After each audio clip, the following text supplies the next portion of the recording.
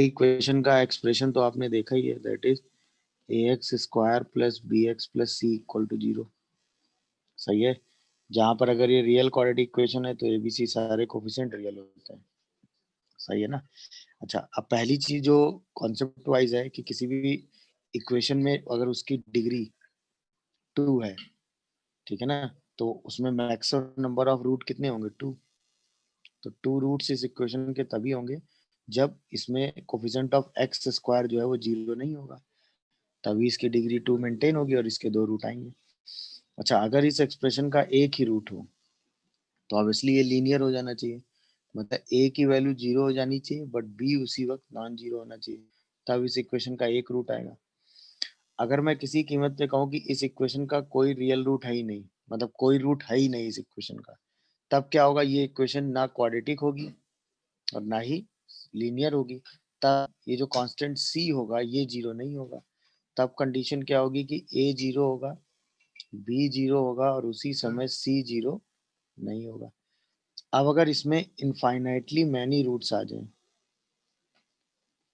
Infinitely many roots आ जाएं, या फिर मैं ऐसे कहूं कि this equation becomes an identity, मतलब ये जो इक्वेशन है ये एक आइडेंटिटी बन जाए और इक्वेशन बिकम्स एन आइडेंटिटी, तो हम कहेंगे कि ए बी और सी ये सब 0 है।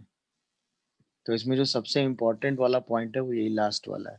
अगर ये एक्सप्रेशन एक आइडेंटिटी बन जाए, आइडेंटिटी का मतलब इनफाइनाइटली मैनी रूट्स, या ये एक्सप्रेशन एक आइडेंटिटी बन जाए, कौन सा एक्सप्रेशन? ये वाला क्वाड्रेटिक एक्सप्रेशन, तब ये इनफाइनाइटली मैनी रूट्स हो जाता है। आइडेंटिटी का सिंपल मतलब ये होता है कि ये इक्वेशन अपने वेरिएबल से इंडिपेंडेंट हो जाए, मतलब एक्स इसमें कुछ भी रखो आपको हमेशा आउटपुट क्या मिले? 0। तो उसके लिए एक्स स्क्वायर का कोफिशिएंट, एक्स का कोफिशिएंट और कांस्टेंट ये तीनों 0 हो जानी चाहिए। अगर ये तीनों 0 हैं तो ये एक्सप्रेशन एक आइडेंटिटी की तरह बिहेव करेगा, मतलब इसके जो रूट्स होंगे वो 2 से ज्यादा हो जाएंगे। क्या ये बात समझ में आई? अच्छा, 2 रूट का कंडीशन मतलब अगर इस इक्वेशन के 2 रूट हैं तो ऑब्वियसली 2 रूट तभी होंगे जब ये क्वाड्रेटिक एक्सप्रेशन होगा। क्वाड्रेटिक एक्सप्रेशन ये कब होगा? जब इसमें एक्स स्क्वायर और कोफिशिएंट 0 नहीं होगा। एक रूट का मतलब हुआ कि क्वाड्रेटिक से लीनियर एक्सप्रेशन में चेंज हो गया। नो रूट का मतलब ना क्वाड्रेटिक है ना लीनियर एक्सप्रेशन है। मेरी बात समझ रहे हो कि नहीं? तो ये एक जनरल कॉन्सेप्चुअल थॉट है जो आपने कनेक्ट किया। अच्छा, इस थॉट का जनरल अगर जो रिजल्ट मतलब इस पूरे प्रोसेस में जो इंपॉर्टेंट बात है वो सिर्फ लास्ट वाली थी।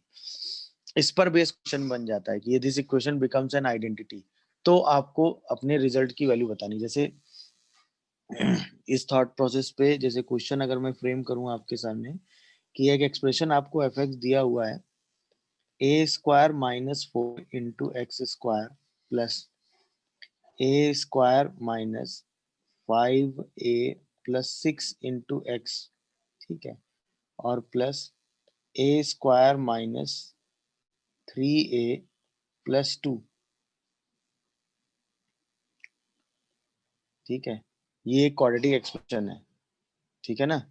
And f of 1, f of 5 and f of -10 equal to 0 है, और आपसे पूछा गया फाइंड, ठीक है, पॉसिबल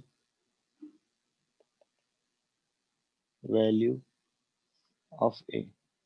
बताओ, एक्सप्रेशन एफ एक्स दिया हुआ है जहाँ पे f1 f5 f ऑफ -10 तीनों 0 दिए हुए हैं और आपसे a की पॉसिबल वैल्यू पे कमेंट किया गया।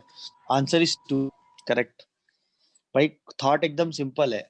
आप अगर ध्यान से देखो तो 1, 5 और -10 तीनों पर ये 0 हो जा रहा है, जबकि ये एक्सप्रेशन कैसा है? क्वाड्रेटिक है, और ये x की 3 वैल्यू पे 0 हो जा रहा है। इसका मतलब इसके रूट मोर देन 2 हो गए, और मोर देन 2 रूट होने का मतलब एफ एक्स के लिए क्या हो गया?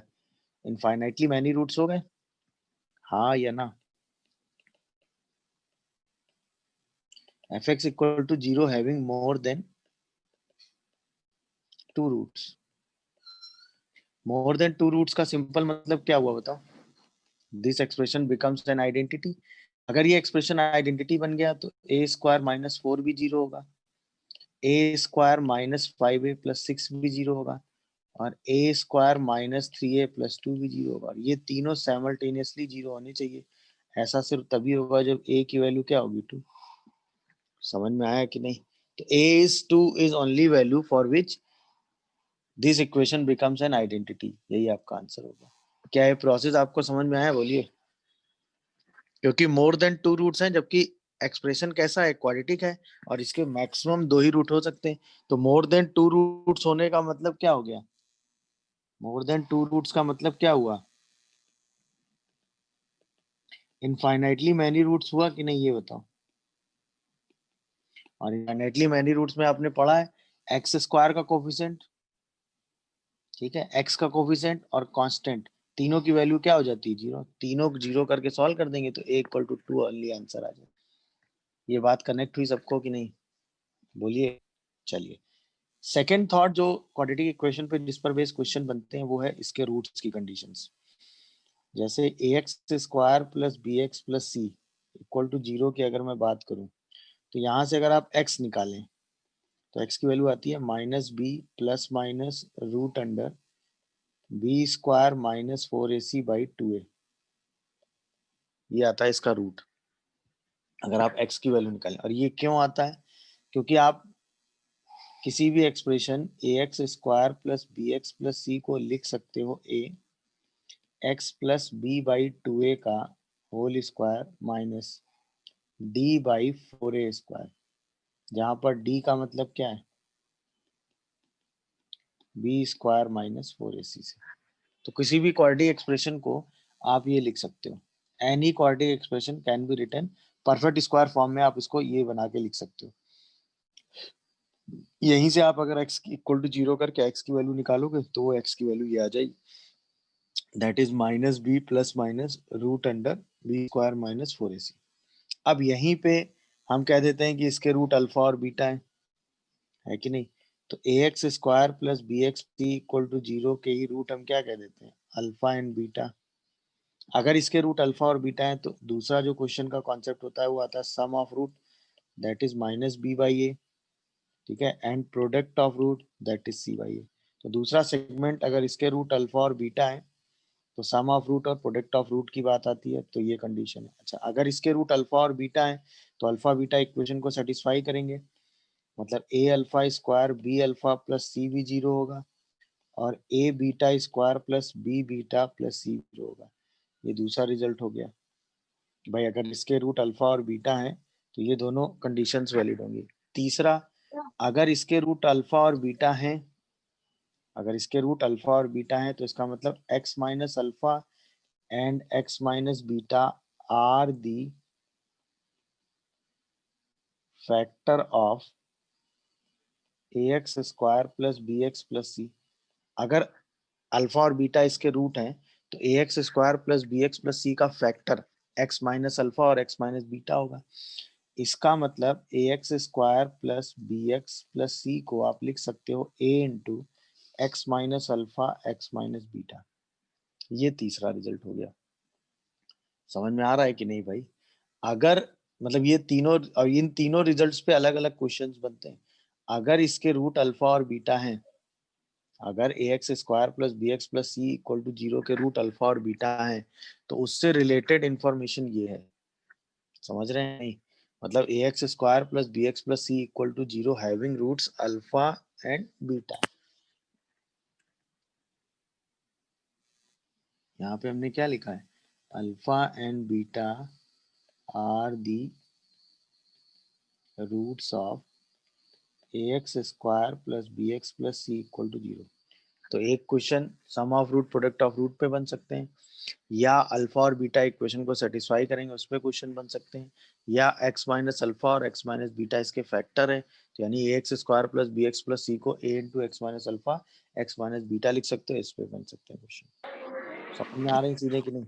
अच्छा, अब अगर आप x माइनस अल्फा और x माइनस बीटा को अप्लाई करोगे, अगर आप x minus alpha X minus beta को मल्टीप्लाई करोगे तो x² minus alpha plus beta into X plus alpha beta आएगा। ये हो गया आपका सम ऑफ रूट, ये हो गया आपका प्रोडक्ट ऑफ रूट, है कि नहीं? तो अगर मैं आपसे ये कहूं कि quadratic equation having roots alpha and beta, then तब आप उस क्वाड्रेटिक इक्वेशन को लिख सकते हो X square minus sum of root into X plus product of root equal to 0। यहाँ पे ये क्या हो गया, सम ऑफ रूट, ये क्या हो गया, प्रोडक्ट ऑफ रूट। मतलब आप उसका सम निकाल लो, प्रोडक्ट निकाल लो, तो आप इक्वेशन ये लिख सकते हो, यानी X square minus S X plus P equal to 0, जहाँ पे एस का मतलब सम ऑफ रूट, पी का मतलब प्रोडक्ट ऑफ रूट। मेरी बात क्लियर हो रही है? यानी कि अगर आपको क्वाड्रेटिक इक्वेशन के रूट्स पता है तो आप उसका सम ऑफ रूट और प्रोडक्ट ऑफ रूट निकाल के उस क्वाड्रेटिक इक्वेशन को लिख सकते हो, that is X square minus S X plus P equal to 0। एक एनालिसिस इस पर होता है, सही है। तो sum of root product of root पे क्वेश्चन बनते हैं, या रूट्स के कंडीशंस पे क्वेश्चन बनते हैं, या x minus alpha X minus beta उसके फैक्टर हो जाते हैं, उस पर बेस क्वेश्चन बनते हैं। समझ में आ रहा है? या फिर सम ऑफ रूट और प्रोडक्ट ऑफ रूट लेकर आप इक्वेशंस निकालते हैं, उस पर बेस क्वेश्चन बनता है। क्या ये बात हम सभी को समझ में आती है, बताइए? तो अगर किसी मतलब ये सारे रिजल्ट और ये सारा कंडीशन हमने कब बताया, जब हमने ये कहा कि अल्फा बीटा इक्वेशन के रूट है। मतलब ए x square plus B x plus C को हमने क्या लिखा, A x square B x plus C equal to 0 के रूट अल्फा बीटा है। तो उससे रिलेटेड जो एनालिसिस है वो ये है, और इन्हीं एनालिसिस से रिलेटेड कॉन्सेप्ट्स पे हमेशा क्वेश्चन आएंगे। जितनी एनालिसिस हमने लिख दी है, क्वेश्चंस इन्हीं एनालिसिस में किसी एक एनालिसिस से हैंडल हो रहे होंगे, अगर क्वेश्चन में ये स्टेटमेंट मेंशन है तो। समझ में आ रहा है कि नहीं? अब देखिए, जैसे लॉजिकली अगर क्वेश्चन फ्रेम हो, मान लीजिए क्वेश्चन आ जाए कि 2 alpha square is equal to 3 alpha plus 5 and 2 beta square equal to 3 beta plus 5। अब आपसे पूछा गया then find alpha by beta plus beta by alpha. ये क्वेश्चन आपसे पूछा गया कि भाई 2 alpha square equal to 3 alpha plus 5 and 2 beta square equal to 3 beta plus 5, और आपको alpha by beta plus beta by alpha की वैल्यू निकालनी है। अब अगर आप इन दोनों एक्सप्रेशन को ध्यान से ऑब्जर्व करो, तो हम ये कह सकते हैं, दोनों को ऑब्जर्व करके क्या कह सकते हो कि 2x square minus 3x minus 5 equal to 0, इसके रूट अल्फा और बीटा है। क्यों? अल्फा भी इसको सेटिस्फाई कर रहा है, बीटा भी इसको सेटिस्फाई कर रहा है, यही तो हम कह सकते हैं, बोलो। तो अगर ये है तो अल्फा प्लस बीटा की वैल्यू -3/2 होगी, माइनस बी बाई 3/2 होगी। और अल्फा इन बीटा की वैल्यू कितनी होगी, -5/2 होगी। क्या ये बात सभी को समझ में आती है, ये बताओ, बोलिए। अब हमें वैल्यू किसकी निकालनी है, alpha by beta plus beta by alpha की। इसी को सॉल्व कर दीजिए, तो alpha square plus beta square by alpha beta करके सॉल्व कर देंगे। तो अल्फा प्लस बीटा का whole square minus 2 alpha beta divided by alpha beta. Simplify सारी वैल्यूज रख दीजिए, आंसर आ जाएगा। देखिए क्या आंसर आ रहा है। क्वेश्चन का कॉन्सेप्ट समझ में आया सबको कि नहीं आया? चलिए देखते हैं। भाई अगर एक रूट दूसरे का स्क्वायर है तो इसका मतलब अगर एक रूट अल्फा होगा तो दूसरा रूट अल्फा स्क्वायर होगा। तो अगर हम सम ऑफ रूट की बात करेंगे तो अल्फा प्लस अल्फा स्क्वायर कितना आएगा, 1। सही लिख रहा हूँ क्या मैं, देखो। और अगर हम प्रोडक्ट ऑफ रूट की बात करेंगे तो अल्फा क्यूब कितना आ जाएगा, के। तो यहाँ से अल्फा की वैल्यू के की पावर कितनी आ रही है, 3/2, 1/3। यही वैल्यू उठा के आप यहाँ रख दीजिए।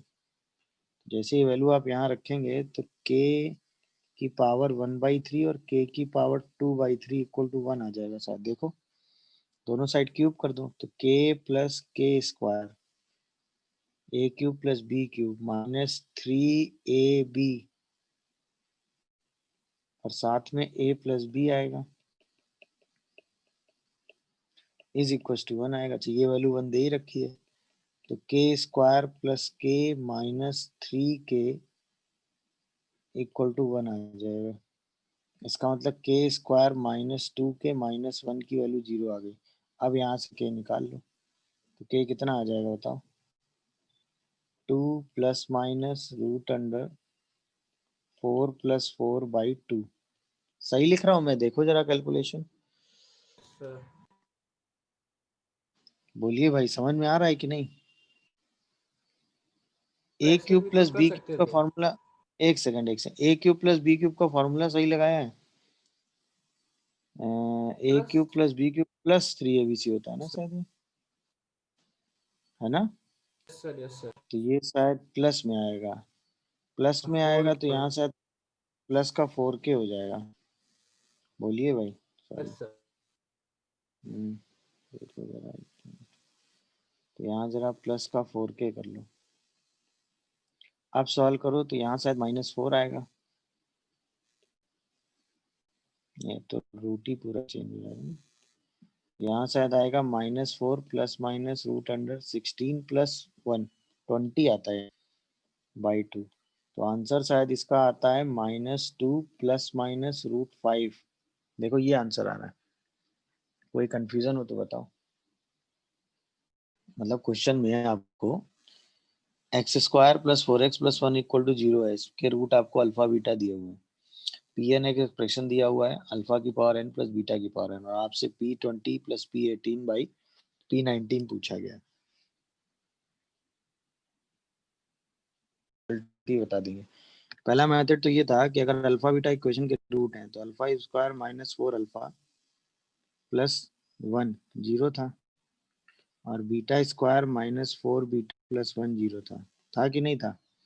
अब पहली इक्वेशन में अल्फा की पावर 18 मल्टीप्लाई कर लो, दूसरी इक्वेशन में बीटा की पावर 18 मल्टीप्लाई कर लो, और दोनों इक्वेशन को ऐड कर दो। तो जैसे ऐड करोगे तो ये बनेगा अल्फा की पावर 20 प्लस बीटा की पावर 20 -4 अल्फा की पावर 19 प्लस बीटा की पावर 19 और प्लस अल्फा की पावर 18 प्लस बीटा की पावर 18। दिखा सबको कि नहीं? सर जैसे ये एक्सप्रेशन बनेगा इसको आप क्या लिखोगे? P20 -4 P19, और ये क्या हो जाएगा? P18 = 0। यहाँ से आएगा P20 + P18/P19, ये किसके बराबर आ जाएगा? 4। ये दिखा कि नहीं भाई? बोलिए।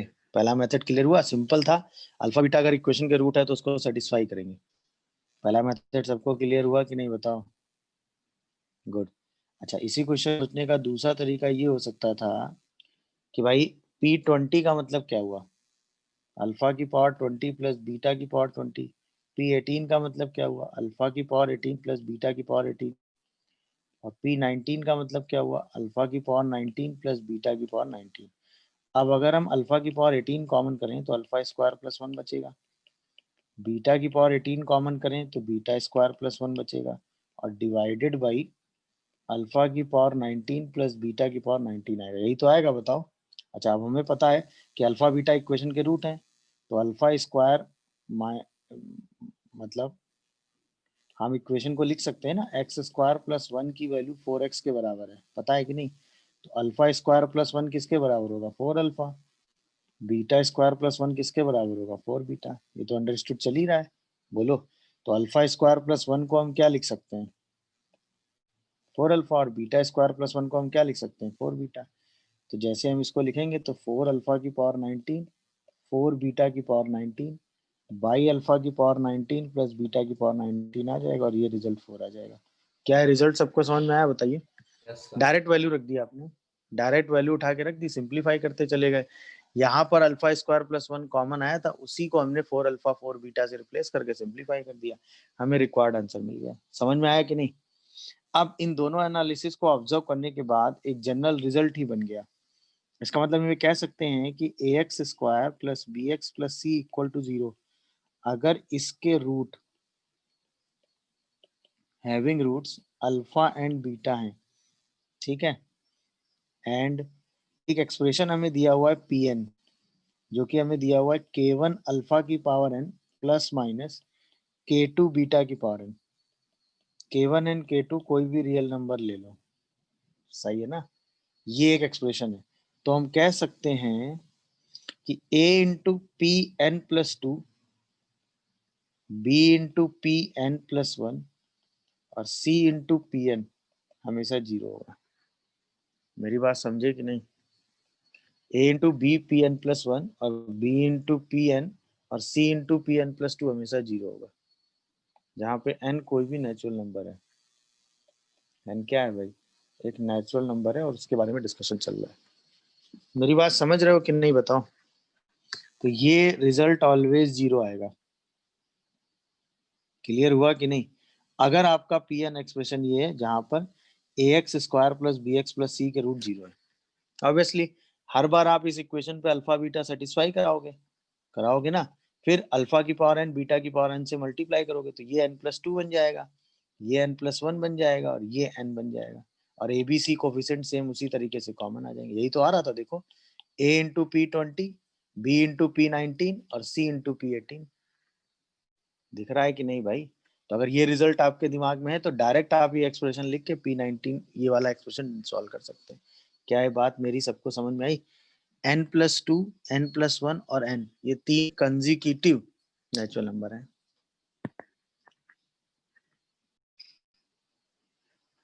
तो अब हमें सीधा उसी कॉन्सेप्ट को डिस्कस कर लेना है। तो ऑब्वियसली हम क्या कहेंगे भाई, अगर इसके रूट अल्फा बीटा है तो अल्फा प्लस बीटा की वैल्यू हमें मिल गई माइनस बी बाई है और अल्फा बीटा की वैल्यू हमें मिल गई सी बाई है। इन्हीं वैल्यूज को हमें यूज करना है। तो अब हमें नई इक्वेशन निकालनी है, सम ऑफ रूट निकाल लो और उसमें प्रोडक्ट ऑफ रूट निकाल लो। अगर सम और प्रोडक्ट आ जाएगा तो क्वाड्रेटिक इक्वेशन तो आप लिख ही लेंगे। सम ऑफ रूट का मतलब हुआ alpha by beta plus beta by alpha. इसका मतलब alpha square plus beta square, यानी अल्फा प्लस बीटा का whole square by two alpha beta by alpha beta हो गया कि नहीं? जैसे सारी वैल्यू रखोगे b square minus two a c by कितना आ गया सी, और एक ए भी आएगा ना। देखो भाई सही लिख रहा हूँ मैं। और अगर प्रोडक्ट ऑफ रूट करोगे तो alpha by beta into beta by alpha, तो ये वन आ जाएगा। अब एस और पी दोनों आ गए तो क्वाड्रेटिक इक्वेशन क्या आ गई? बोलिए। That is X square minus sum of root और plus product of root equal to 0। इसी को सिंप्लीफाई करके अपना आंसर दे दीजिए। क्या है प्रोसेस हमें समझ में आया? बताओ। हमने सीधे सम ऑफ रूट और प्रोडक्ट ऑफ रूट निकाल, सम ऑफ रूट और प्रोडक्ट ऑफ रूट में हमने इन वैल्यूज को यूज करके अपना आंसर लिख दिया। कोई कंफ्यूजन या डाउट आ रहा हो तो बोलो। बोलिए भाई, क्या ये बात हमें समझ में आ गई?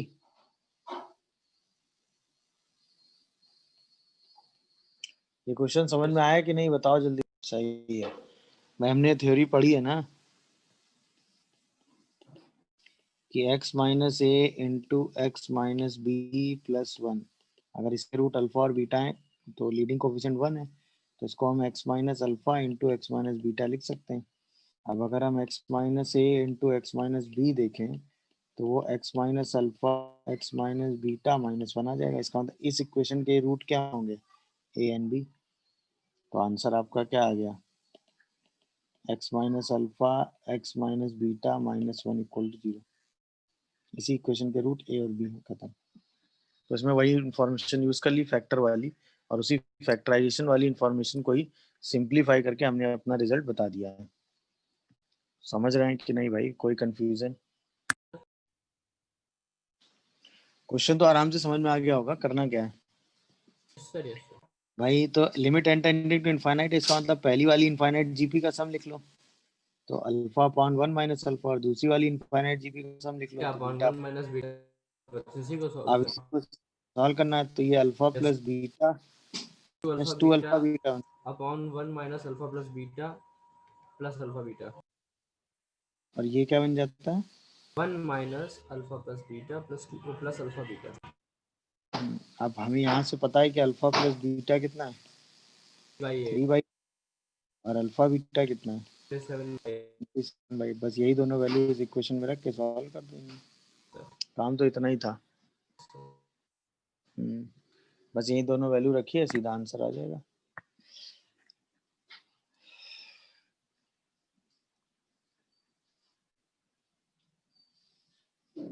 चलिए, तो इसका आंसर -51/32 आ जाता है। तो सेम है वही, sum of root product of root को यूज किया गया और उसी को यूज करते हुए आपने एनालिसिस अपनी सिंप्लीफाई कर ली है। सही है ना भाई? चलिए अब एक यस क्वेश्चन और है लास्ट इस सेगमेंट पे। आपको वैल्यूज ऑफ n पे कमेंट करना। सर बहुत सारे। 4 वैल्यू आती है। अब देखिए कॉन्सेप्ट क्या है, कॉन्सेप्ट समझ लो। भाई हमसे ये कहा गया कि इस इक्वेशन में n की इंटीग्रल वैल्यू बताओ जब इस इक्वेशन के रूट्स इंटीग्रल होंगे। तो अब इसको हम अगर देखें भाई, एक तो तरीका आएगा कि हम कुछ डिस्क्रिमिनेंट निकालें और ये सब वो सब कुछ नहीं करना। क्या था इसमें, सिंपल सा थॉट था कि x square plus n x ये 24 होगा होगा। अच्छा, एक्स और एन पूरे इंटीजर हैं, तो एक्स और एक्स प्लस एन दो इंटीजर का प्रोडक्ट 24 होना चाहिए। यहाँ पे एक्स भी इंटीजर है क्योंकि इंटीग्रल रूट्स की बात हो रही है, और एक्स प्लस एन भी इंटीजर है क्योंकि एन भी इंटीजर ही चाहिए। तो अब 64 को जितने प्रोडक्ट में ब्रेक कर सकते हो उन्हीं में ब्रेक करते चले जाओ। तो अगर हम इसको लिख सकते हैं 1 इंटू 24, या हम इसको लिख सकते हैं 2 इंटू 12, या हम इसको लिख सकते हैं 3 इंटू 8, या हम इसको लिख सकते हैं 4 इंटू 6। बाकी जैसे रिवर्स करोगे वैल्यू नेगेटिव आना स्टार्ट हो जाएगी और हमें सिर्फ पॉजिटिव वैल्यू में कमेंट करना है। पहले वाले में अगर प्रोडक्ट देखो एक्स को 1 ले लो तो एक्स प्लस एन 24 होगा। दूसरे में अगर आप एक्स को 2 लेकर चलोगे तो एक्स प्लस 1 12 होगा। तीसरे में अगर आप एक्स को 3 लेके चलोगे तो एक्स प्लस एन 8 होगा। चौथे में अगर आप एक्स को 4 लेके चलोगे तो एक्स प्लस एन कितना होगा आपका 6। यहाँ से एन की वैल्यू कितनी आएगी 23। यहाँ से एन की वैल्यू कितनी आएगी 10। यहाँ से एन की वैल्यू कितनी आएगी 5। और यहाँ से एन की वैल्यू कितनी आएगी 2। तो पॉसिबल एन आपके सामने क्या क्या आ गए जिसपे एक्स इंटीग्रल हो सकता है 2, 5, 10 और 23। पॉजिटिव की बात हो रही थी। आप इसमें निगेटिव अगर एन निकालना चाहते हैं तो निगेटिव में भी एनालिसिस कर सकते हैं, बट हमें सिर्फ पॉजिटिव इंटीग्रल रूट्स का डिस्कशन करना था। मेरी बात समझे कि नहीं, बोलो भाई। क्लियर हुआ, कॉन्सेप्ट समझ है कि नहीं। भाई हमने इसको दो इंटीग्रल प्रोडक्ट में ब्रेक करके सीधा एनालिसिस उठा दिया। भाई ऑब्वियसली इन दो इंटीजर का प्रोडक्ट होगा तो ये इन्हीं सेटअप में से कोई एक सेटअप लेगा ना। अब आपके दिमाग में 6 इंटू 4 आया होगा, बट वो नहीं ले सकते ना क्योंकि उसमें निगेटिव वैल्यू एन की आ जाएगी। नहीं समझे, इसको माइनस माइनस में भी नहीं ले सकते हैं। क्यों, क्योंकि उससे भी नेगेटिव वैल्यू आने लगेगी और हमें सिर्फ पॉजिटिव इंटीग्रल वैल्यू एन चाहिए था, तो उसके लिए सिर्फ ये केस बनेगा। अगर हमें ये छोड़ दिया जाए कि एन की टोटल इंटीग्रल वैल्यूज बताओ, पॉजिटिव और नेगेटिव से हमें कोई मतलब नहीं है, तो तरीका प्लस माइनस में भी चलेगा।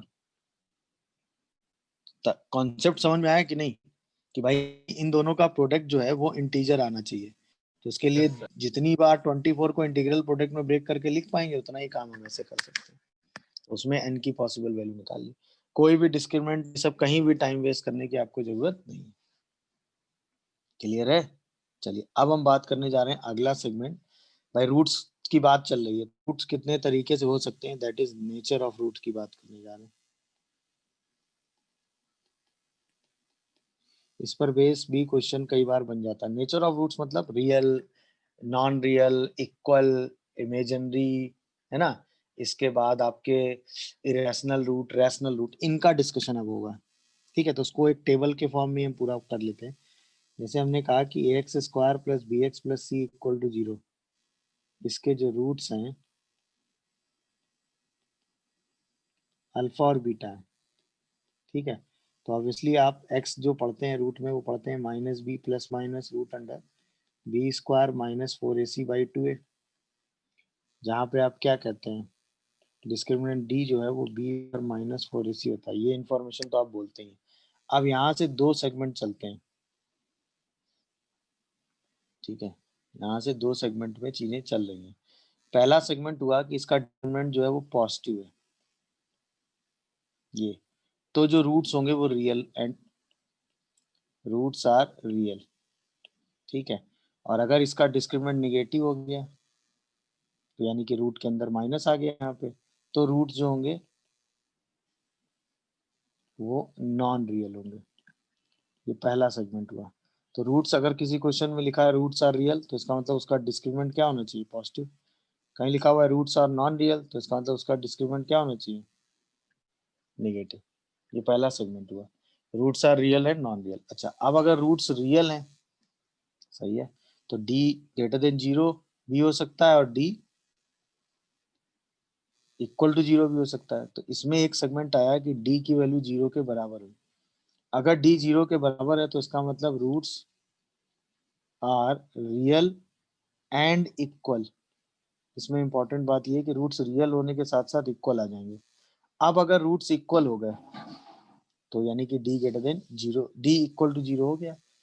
इक्वल रूट में जो कंडीशंस में क्वेश्चन बन सकते हैं, अगर रूट्स इक्वल हो गए तो इसका मतलब अल्फा बीटा के बराबर हो गया। तो इसका मतलब ए x square B x plus c can be written as perfect square of linear term,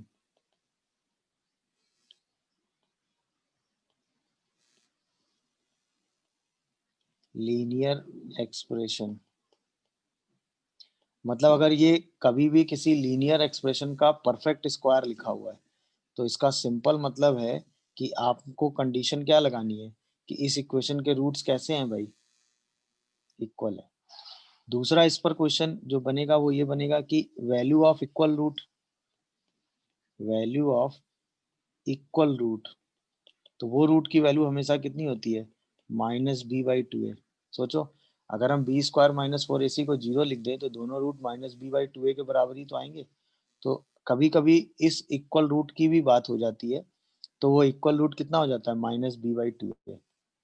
ये वाला केस भी कई बार आपके सामने आ जाता है। तो ये भी पता होना चाहिए कि उसका इक्वल रूट का मतलब ये होता है। तो अगर किसी क्वेश्चन में ये नहीं कहा गया कि रूट इक्वल है और कहा गया कि क्वाड्रेटिक इक्वेशन जो है, एक्सप्रेशन जो है परफेक्ट स्क्वायर है किसी लीनियर का, तो ऑब्वियसली आपको डी जीरो लगाना है कि नहीं। अगर इक्वल रूट की बात है तो डी जीरो है, तो उसमें तो कोई सोचने की बात ही नहीं है। मेरी बात समझ पा रहे हो कि नहीं, बताओ भाई, बोलिए। ये बात सबको क्लियर हो रही, किसी को कोई कंफ्यूजन या डाउट हो तो बताओ।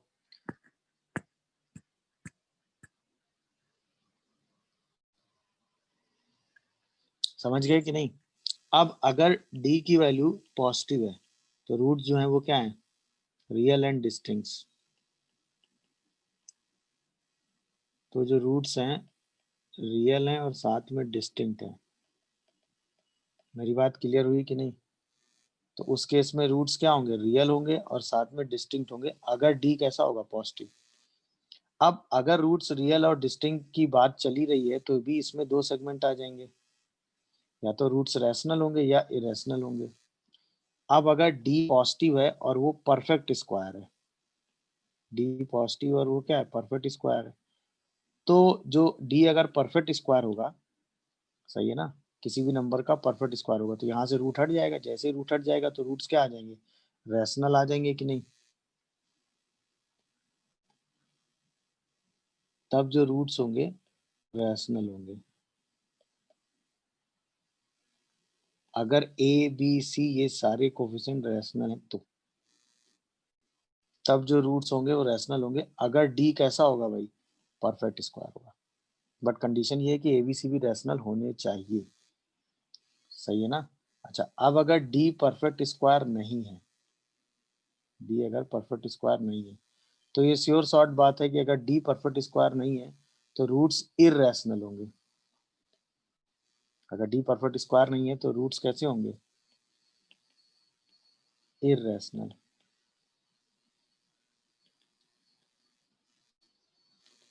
अगर डी परफेक्ट स्क्वायर नहीं है तो कैसे होंगे, इररेशनल। सही है। बट इसमें एक कंडीशन है कि इरेशनल होंगे। इरेशनल में एक कंडीशन और आ जाती है कि अगर ए बी सी ये सारे कोफिशिएंट रैशनल हैं तो रूट्स जो होंगे are in form p plus minus root q. मतलब अगर आपके सारे कोफिशिएंट कैसे हो जाएं, रैशनल हो जाएं, तो रूट्स जो हैं वो कंजुगेट की फॉर्म में आएंगे, that is p plus minus root q. But ये तभी आएंगे, ये इस फॉर्म में तभी आएंगे जब ये एबीसी कोफिशिएंट कैसे होंगे, रैशनल। अदरवाइज ये इस फॉर्म में नहीं आएंगे, इससे ज्यादा वेरिएशन नहीं आता है। तो अगर किसी क्वेश्चन में कहा गया है कि रूट जो है, अगर एक root two plus root three है तो दूसरा root two minus root three होगा, अगर एबीसी क्या होंगे, रैशनल होंगे तो। अगर एबीसी रैशनल नहीं हुए तो ऐसा नहीं होगा। और इरेशनल रूट कब होंगे, जब डी परफेक्ट स्क्वायर नहीं होगा। रैशनल रूट कब होंगे, जब डी परफेक्ट स्क्वायर होगा। रियल रूट कब होंगे, जब d greater than or equal to zero होगा। इक्वल कब होंगे, जब डी जीरो होगा। सही है। रियल एंड डिस्टिंक्ट रूट कब होंगे, जब डी ग्रेटर देन जीरो होगा। सही है। अच्छा, अगर रूट नॉन रियल है तो आपने कहा डी लेस देन 0 होगा, तो यहाँ से एक आई बाहर आ जाएगा, हाँ या ना। अब अगर मैंने कहा कि ए बी सी ये सारे कोफिशिएंट रियल नंबर हैं, तो हम कहेंगे roots are in form p plus minus i q, मतलब नॉन रियल रूट हैं और सारे कोफिशिएंट उसके कैसे हैं, रियल हैं। तो जो रूट होंगे वो p प्लस आई क्यू की फॉर्म में होंगे। अगर उसमें से कोफिशिएंट नॉन रियल आ गए तो ये रूट इस फॉर्म में नहीं आएंगे। मतलब सारे कोफिशिएंट अगर रियल है तो रूट्स किस फॉर्म में होंगे, p प्लस माइनस रूट की। नेचर ऑफ रूट्स में इतनी ही चीजें हैं, इनमें से जहां जैसी सिचुएशंस आएगी उसके हिसाब से आप रिएक्ट करेंगे और अपना क्वेश्चन सिंप्लीफाई कर लेंगे। डन। चलिए, क्लियर हुआ ना, ये पूरी टेबल समझ में आई ना। जहां जैसी सिचुएशन आएगी उसके हिसाब से आप वो काम वहां करेंगे। और अगर आप किसी भी क्वाड्रेटिक एक्सप्रेशन को लीनियर के परफेक्ट स्क्वायर में लिख देते हैं तो इसका सिंपल मतलब होता है कि उसका डिस्क्रिमिनेंट आप क्या लेने वाले हैं, जी। क्लियर। अब हम आते हैं कि दो क्वाड्रेटिक इक्वेशन आपको दी हुई हैं, a1x square plus b1x plus c1 equal to 0 and a2x square plus b2x plus c2 equal to 0। ये दो क्वाड्रेटिक एक्सप्रेशन है। तो इसमें पहला केस तो ये है कि both roots are common,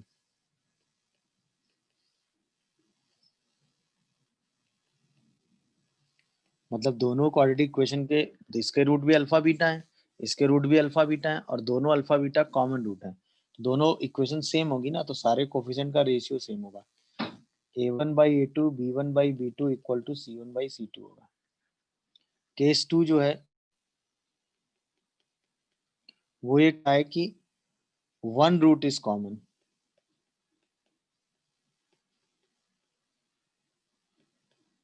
one root is common, या क्वेश्चन में लिखा हुआ है हैव अ कॉमन रूट,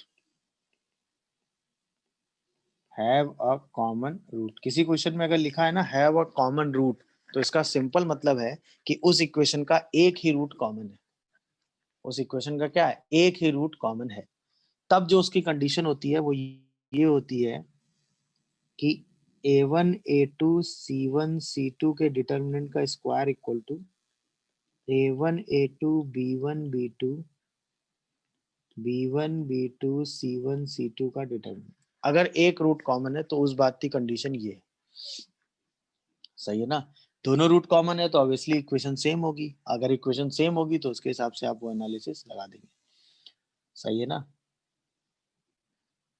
और उस एनालिसिस को आप सिंप्लीफाई करके क्वेश्चन सॉल्व कर लेंगे, उससे ज्यादा की जरूरत इस सिचुएशन में आपको पड़ेगी नहीं।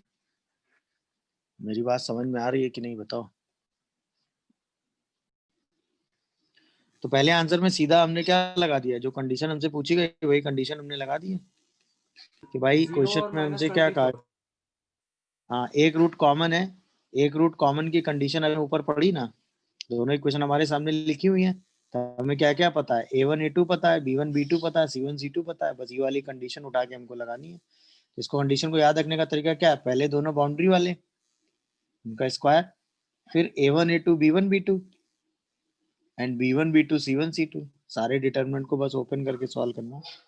समझ में आया कि नहीं, तो बस सीधा कंडीशन लगा दो, 1 1 lambda 2 lambda is equal to 1 1 -11 -14, नहीं क्या, और -11 -14 लैम्डा इंटू लैम्डा। इसी को सॉल्व करेंगे तो लैम्डा की वैल्यू क्या क्या आ रही है, 0 एंड 24। Yes sir. सर -24 आएगी। नहीं 24 आ रही है सर, -24 आ रही है क्या, नो सर, +24 आ रही सर है। प्लस आ रही, प्लस आ आंसर 0 और 24। आप डिटर्मिनेंट तो सॉल्व कर लोगे ना भाई। रही है सर। अगला वाला देखो, what is a plus b plus c upon a minus b plus c, this equation having a common root. अच्छा अब देखो, इस क्वेश्चन में लिखा एक रूट कॉमन है कि नहीं है, तो अब आप तुरंत कंडीशन वंडीशन लगा के इसको सिंप्लीफाई करने की कोशिश करने लगेंगे। अब यहाँ पे थोड़ा सा कॉमन सेंस लगता है। अगर आप ध्यान से देखो तो 2x square plus 3x plus 5 equal to 0 की अगर मैं बात आपसे करूं तो इस इक्वेशन का डिस्क्रिमिनेंट नेगेटिव है, देखो है कि नहीं है। तो इसका मतलब इस इक्वेशन रूट्स कैसे हैं, नॉन रियल रूट Non-real. होंगे, और वो भी किस फॉर्म में होंगे? p plus minus i Q की फॉर्म में होंगे। तो यानी अगर एक रूट कॉमन होगा तो दूसरा रूट भी तो कॉमन होगा, Sir. हाँ या ना भाई? अगर इन दोनों का एक रूट इस इक्वेशन का रूट होगा और एबीसी सारे है, हाँ या ना? तो अगर एक रूट इसका p प्लस आई क्यू होगा तो इसका दूसरा root p minus i q तो होगा ही ना, क्योंकि वो तो कंजुगेट होते ही है। तो इसका मतलब क्वेश्चन की लैंग्वेज में लिखा एक रूट कॉमन है, बट है क्या? बोलो। ax square plus bx plus equal to 0 and 2x square plus 3x plus 5 equal to 0 having क्या है? बोथ रूट कॉमन है कि नहीं है? ये ऑब्जर्वेशन है। मतलब क्वेश्चन की लैंग्वेज में एक ही रूट कॉमन लिखा है, बट इंफॉर्मेशन वाइज दोनों रूट कॉमन है। और जैसे ही दोनों रूट कॉमन है तो क्या हम ये लिख सकते हैं? अरे हाँ या ना? अब वैल्यू आराम से निकाल लो। अब क्या इसकी वैल्यू निकल आएगी? By 2. बोलो भाई, कितनी आ रही है? 5/2. 5/2. 2 plus 3 plus 5 lambda common, 2 minus 3 plus 5 तो 10, 5/2. और ये कितना आ जाएगा? 6 4। 4. Answer is 5/2। दिखा कि नहीं बताओ भाई? मतलब एबीसी की वैल्यू हमने भाई रेशियो के टर्म में लिख दी है, 2 लैम्डा 3 लैम्डा 5 लैम्डा, और सिंपलीफाई करके आंसर दे दिया। तो इस क्वेश्चन का इंपॉर्टेंट स्टेप ये था कि इस इक्वेशन में का डिस्क्रिमिनेंट क्या आ रहा था? नेगेटिव। वो देखकर हमने ऑब्जर्व किया कि इसके रूट्स पेयर वाली फॉर्म में आएंगे। जब पेयर, तो आपने पढ़ा है ना, अगर एबीसी सारे कोफिशिएंट कैसे हो? रियल हो, और इस रूट्स नॉन रियल हो तो पेयर वाली फॉर्म में होते ही हैं। तो अगर एक रूट इसका p plus I Q common होगा तो दूसरा रूट बाई डिफॉल्ट कॉमन होगा, क्योंकि p प्लस आई क्यू और p माइनस आई क्यू दोनों रूट होंगे ही होंगे। तो इसका मतलब दोनों रूट कॉमन होने की कंडीशन बस हमने लगा देनी।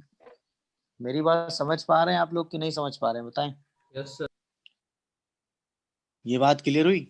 अब हम अगला जो सेगमेंट, पर इसमें इससे ज्यादा वेरिएशन नहीं आता है। अब हम अगला जो सेगमेंट पढ़ेंगे वो क्वाड्रेटिक एक्सप्रेशन की बात करेंगे, study of quadratic expression.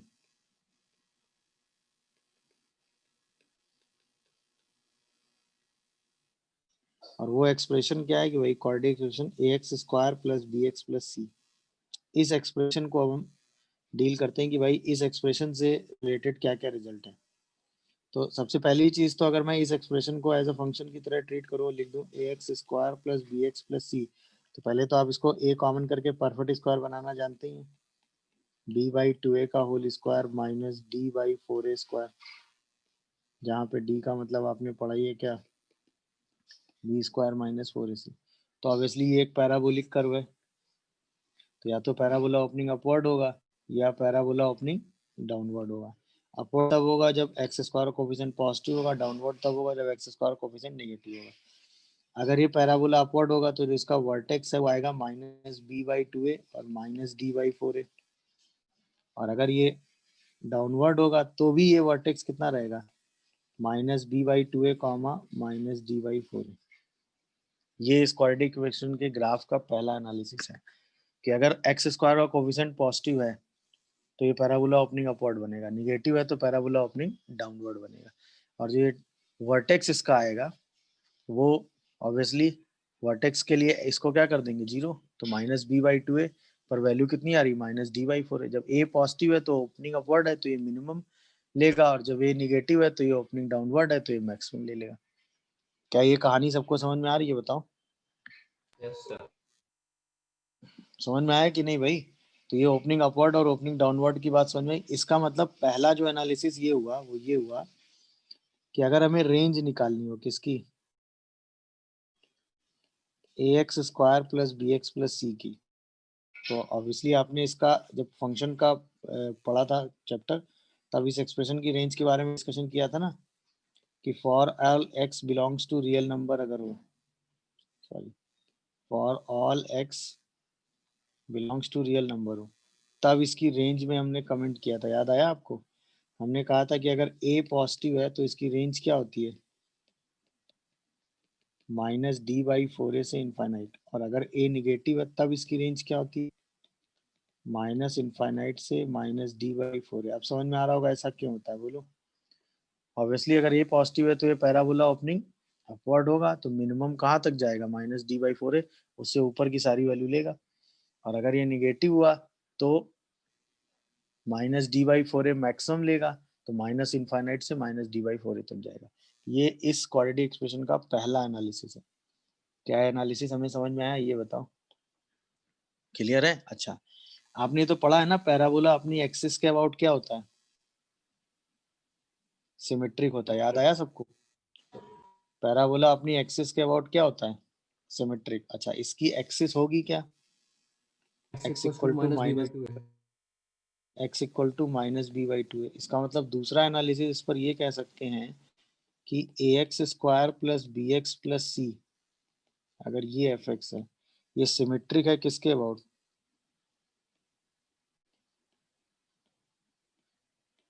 Line x is equal to -b/2a के अबाउट। इसका मतलब f of -b/2a plus lambda equal to f of -b/2a minus lambda होगा कि नहीं? अरे हाँ या ना, ये बात समझ में आती है कि नहीं, बोलो। कोई कंफ्यूजन या डाउट हो तो बताओ भाई, ये बात आपको समझ में आ रही है कि नहीं? तो अगर ये कहीं लिखा हुआ है तो ये इसके अबाउट सिमेट्रिक है और ये इसका वर्टेक्स है। कोई डाउट या कंफ्यूजन हो तो बोलो भाई। हाँ सर। ये बात क्लियर है कि ये इसके अबाउट सिमेट्रिक होगा तो ये एनालिसिस होगा। अच्छा, ये सिमेट्रिसिटी वाला रिजल्ट मैंने क्यों बताया, उसका लॉजिक है। ये क्वेश्चन पूछा गया एक्चुअली, एक एक्सप्रेशन दिया था ax² plus bx plus c and f of 2 plus x equal to f of 2 minus x दिया था। ये बात समझ में आ रही है? और ये कहा गया था कि a पॉजिटिव है, ठीक, और f of 2 plus x equal to f of 2 minus x दिया था। ओके, फिर आपसे कहा गया था देन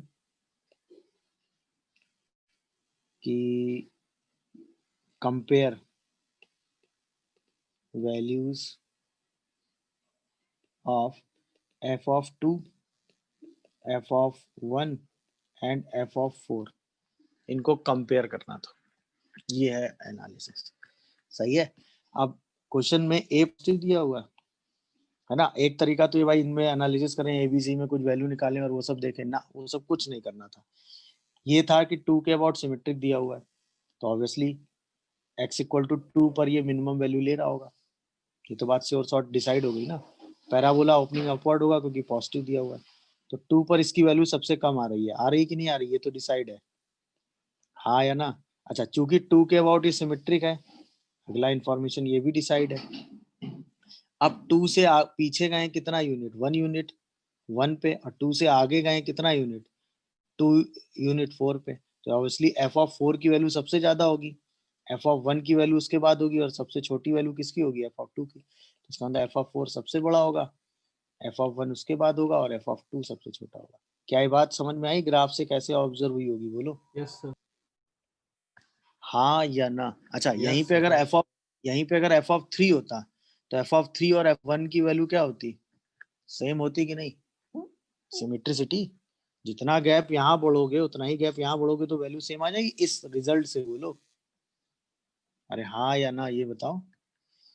अगर हम इसमें x को 1 रख दें तो f ऑफ 1 और 3 तो सेम होंगे ना, होंगे कि नहीं होंगे?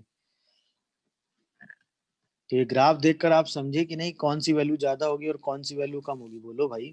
यस तो सर। ये सबसे कम होगा, इसके बाद ये होगा, और इस सबसे ज्यादा ये होगा। तो एनालिसिस वाइज सबसे छोटा f ऑफ 2 होगा, फिर f ऑफ 1 होगा, और फिर f ऑफ 4 होगा। बात क्लियर हुई? तो ये सिर्फ इस ग्राफ के ऑब्जर्वेशन से ही हमने देखा है कि इसके अबाउट सिमेट्रिक होता है, अगर ए पॉजिटिव या नेगेटिव है तो पैराबोला ओपनिंग अपवर्ड और डाउनवर्ड होता है, उसके हिसाब से हमने ये एनालिसिस किया हुआ है। यहाँ तक मेरी बात सबको समझ में आ रही है? अच्छा, इसके बाद इसमें अगला एनालिसिस क्या होता है। अब अगर आपने पढ़ा है ना कि भाई, अब हमने कहा कि एफ एक्स जो है वो है ax² plus bx plus c और इक्वल टू 0, और इसके रूट्स जो हैं वो अल्फा एंड बीटा हैं। तो ऑब्वियसली अब एक ग्राफ तो है y equal to ax² plus bx plus c, और एक ग्राफ है y equal to 0। y equal to 0 मतलब x एक्सिस, तो अब ग्राफ x एक्सिस को कट कर रहा है। तो अगर इसके दो रियल रूट हैं तो इसका मतलब ग्राफ x एक्सिस को 2 पॉइंट पे कट कर रहा होगा। यही तो एनालिसिस हुआ फॉर बीटा। या तो पैराबोला ओपनिंग अपवर्ड में ऐसा होगा या पैराबोला ओपनिंग डाउनवर्ड में ऐसा होगा। क्या ये बात समझ पा रहे हो? यानी कि डी पॉजिटिव है।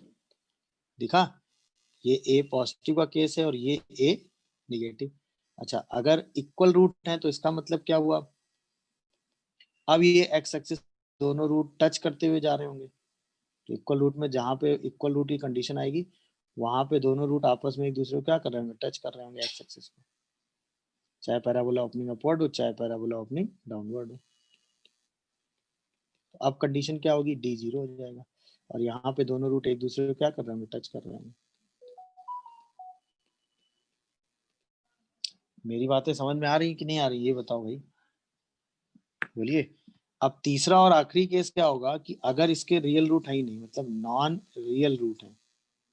तो अब नॉन रियल रूट है तो यानी एक्स एक्सिस को ना तो कट करेगा ना टच करेगा, तो पूरा पूरा ग्राफ या तो एक्स एक्सिस के ऊपर होगा, मेरी बात क्लियर हुई, या पूरा पूरा ग्राफ क्या होगा? एक्स एक्सिस के नीचे होगा। यही तीसरा वाला केस सबसे इंपॉर्टेंट है, रहे हो कि नहीं? तो ये काम कब होगा? ए पॉजिटिव पे। ये काम कब होगा? ए निगेटिव पे। और डिस्क्रिमिनेंट क्या हो रहा होगा? निगेटिव चल रहा होगा। समझ में आया कि नहीं? तो डिस्क्रिमिनेंट इस केस में पॉजिटिव होगा ऑब्वियसली, इस केस में जीरो होता है जब दो इक्वल, और इस केस में निगेटिव होता है। क्या ये ग्राफ का एनालिसिस समझ में आया कि नहीं? Non real root, equal root और टू रियल रूट। अगर रूट्स के हिसाब से ग्राफ के एनालिसिस को करेंगे तो टू रियल रूट का मतलब एक्स एक्सिस को दो जगह कट करेगा ऑब्वियसली। दोनों ग्राफ जितनी जगह कट करेंगे उतने ही तो रूट होंगे, दो जगह कट कर जाएंगे, दो रियल रूट हो गए। पैराबोला चाहे ओपनिंग अपवर्ड हो चाहे डाउनवर्ड हो। ये बात समझ में आई? तो रूट्स के नीचे वाला रीजन निगेटिव होगा, ऊपर वाले रीजन पॉजिटिव होंगे। यहाँ पे जस्ट रिवर्स हो जाएगा, वो तो एनालिसिस है ही।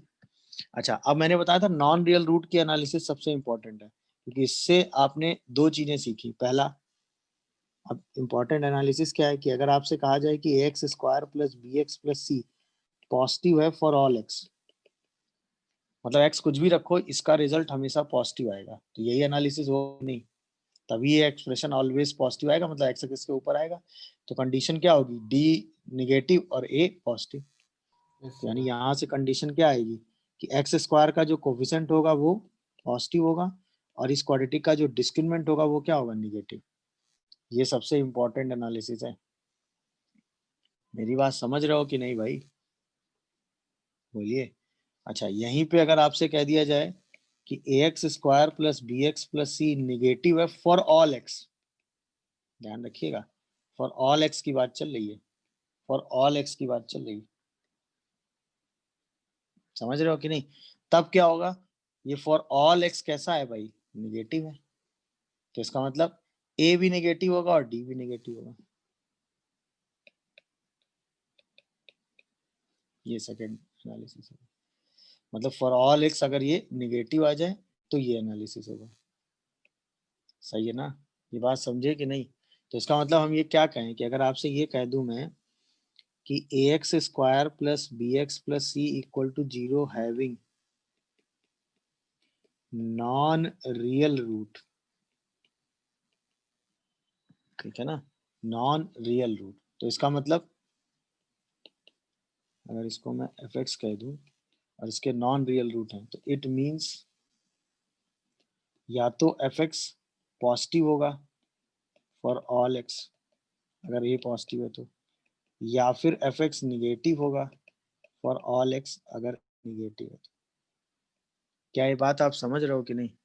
अगर किसी क्वेश्चन में ये लिखा हुआ है कि इस इक्वेशन के नॉन रियल रूट हैं तो वह तो है, या तो पूरा एक्सप्रेशन एक्स एक्सिस के ऊपर होगा या वो पूरा एक्सप्रेशन एक्स एक्सिस के नीचे होगा, उसके अलावा और कोई एनालिसिस नहीं होगी। सही है ना? तो एक पॉइंट पे जो उसकी वैल्यू होगी वही सारे पॉइंट पे वैल्यू कॉमन होगी, इसमें कहीं कोई कंफ्यूजन नहीं है।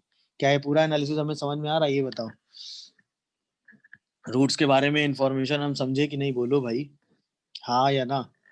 अच्छा, अब लास्ट ग्राफ से रिलेटेड क्या होता है कि अगर मैं a x square plus B x plus c की बात करूं तो ऑब्वियसली इसका ग्राफ जो है वो कैसा आता है? पैराबोलिक ग्राफ आता है। ए का साइन हमें क्या बताता है कि पैराबोला ओपनिंग अपवर्ड है या डाउनवर्ड? बोलो भाई। तो ए तो देखकर हम ये डिसाइड कर लेते हैं, अगर ए पॉजिटिव है तो पैराबोला ओपनिंग अपवर्ड होगा, ए नेगेटिव है तो पैराबोला डाउनवर्ड। तो अगर पैराबोला ओपनिंग अपवर्ड बना है तो ए पॉजिटिव है, पैराबोला ओपनिंग डाउनवर्ड है तो ए नेगेटिव है। अच्छा, ये पैराबोला जहां पर वाई एक्सिस को कट करता है, सही है ना, वो पॉइंट हमें बताता है कि सी पॉजिटिव है नेगेटिव। अगर ये वाई एक्सिस को जहां कट करता है वो देखकर हमें डिसाइड करते हैं कि सी पॉजिटिव है या नेगेटिव। अगर प्लस पे कट कर रहा है तो सी पॉजिटिव है, नहीं कट कर रहा है तो नेगेटिव है। अच्छा, इसके बाद जो इसका मिनिमम वैल्यू आता है जिस एक्स पर -b/2 है, वो देखकर हम डिसाइड करते हैं बी का। सही है, तो अगर हम इस एक्सप्रेशन में देखें फॉर ए, तो हम क्या देखते हैं, पैराबोला ओपनिंग अपवर्ड और downward, parabola opening upward downward, ये देखकर हम ये बताते हैं, क्या बताते हैं कि ए पॉजिटिव है या ए निगेटिव है, पहली चीज। अच्छा, फॉर सी क्या करते हैं, where graph cuts the y axis, तब हम सी का साइन जज करते हैं। फॉर बी क्या करते हैं, किसका साइन देखते हैं, साइन ऑफ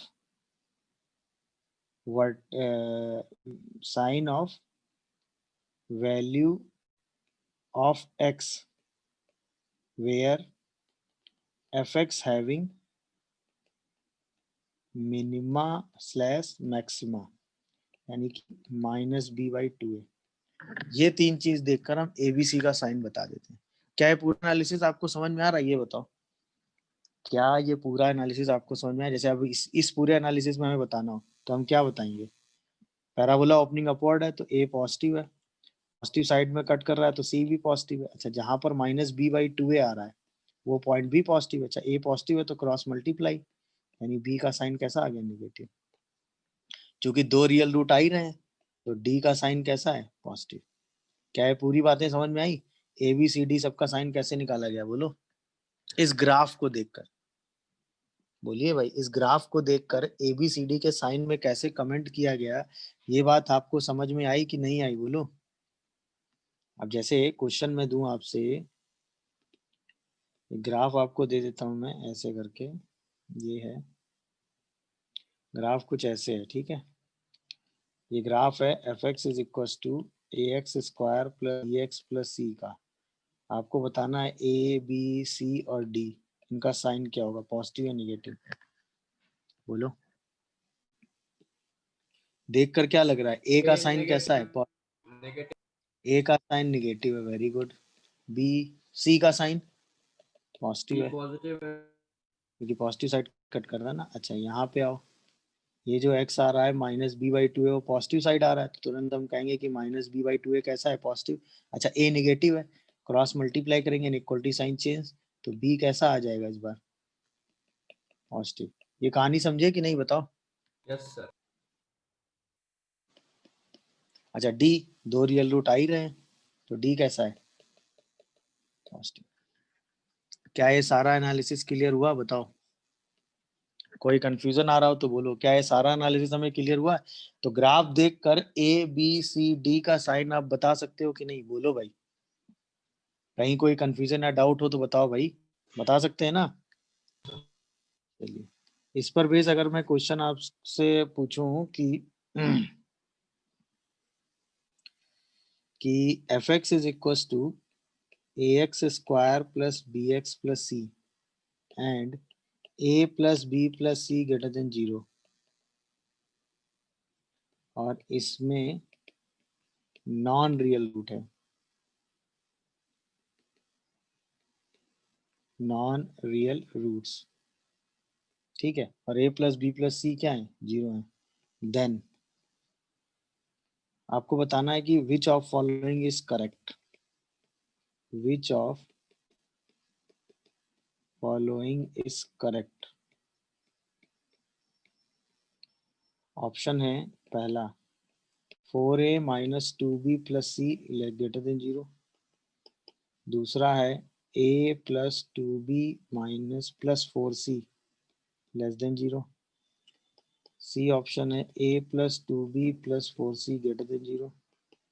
और डी ऑप्शन है 4a plus 2b plus c greater than 0। Which of the following is correct, बताओ।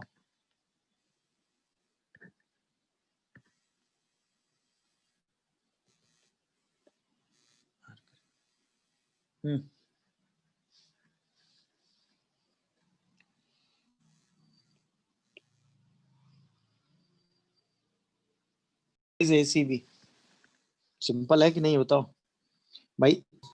अगर इस इक्वेशन के नॉन रियल रूट है तो इसका मतलब या तो ग्राफ पूरा पूरा एक्स एक्सिस के ऊपर होगा, नीचे होगा।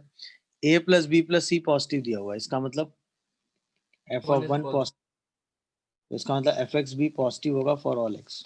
ये डिसाइड हुआ। तो एफ ऑफ 2 भी पॉजिटिव होगा, एफ ऑफ -2 भी पॉजिटिव होगा, और एफ ऑफ हाफ भी पॉजिटिव होगा। एफ ऑफ 2 का मतलब 4a प्लस 2b प्लस सी, ये आंसर सही हो गया। एफ ऑफ -2 का मतलब 4a माइनस 2b प्लस सी, ये भी सही हो गया। एफ ऑफ हाफ का मतलब a plus b by 2, a by 4 plus c positive, इसका मतलब a plus 2b plus 4c भी पॉजिटिव होगा, यानी ये भी सही होगा। तो आंसर क्या क्या सही होगा, a, c एंड d। क्या ये बात आप सभी को समझ में आ रही है? किसी को कोई कंफ्यूजन हो तो बताएगा वो, बोलो भाई। आपको a की वैल्यू में कमेंट करना है, जबकि ये लेस देन 6 है। क्या आएगा ये जल्दी बताओ।